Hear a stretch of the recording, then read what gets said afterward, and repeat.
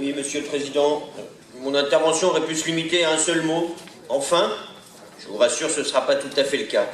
Lyon est aujourd'hui, mes collègues viennent de le dire, une destination touristique prisée, de plus en plus prisée. Et pour autant, le développement des meublés de courte durée n'est pas sans effet négatif déjà perceptible.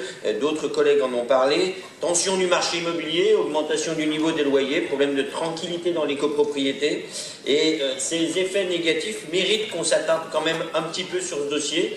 Nous avions d'ailleurs, Philippe Cochet et moi-même, eu l'occasion de vous interpeller à ce sujet, Monsieur le Président. Une première remarque pour dire que ces dispositions sont loin d'être parfaites. Nous les approuverons cependant, je vous rassure. Loin d'être parfaites quant à leur principe. Il est toujours paradoxal de voir les pouvoirs publics renforcer la réglementation alors même que l'ancienne n'était pas appliquée. Quelle proportion d'appartements aujourd'hui affectés à la location de courte durée dans notre agglomération a effectivement fait l'objet d'une demande de changement de destination, demande pourtant obligatoire? Loin d'être parfaite quant à ses modalités. Pourquoi faire simple quand on peut faire compliqué, dit l'adage? Distinction entre les particuliers et les personnes morales, seuil de 60 mètres carrés, franchise du premier appartement, règles de compensation incompréhensibles, etc., etc. Loin d'être parfaite dans le périmètre retenu. Nous regrettons que vous n'ayez pas, au moins de manière préventive, inclus l'ensemble de la ville de Lyon et pourquoi pas Villeurbanne ou Caluire dans ce périmètre. Vous savez comme moi que si elle reste marginale aujourd'hui, l'offre sera amenée à se développer dans des quartiers comme Montplaisir, les Gratte-Ciel ou encore Cuire, du fait notamment de leur bonne desserte métro.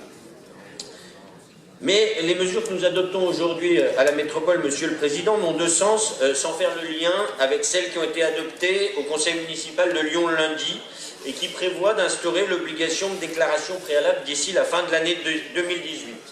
Là encore, nous aurions aimé que vous soyez plus réactifs.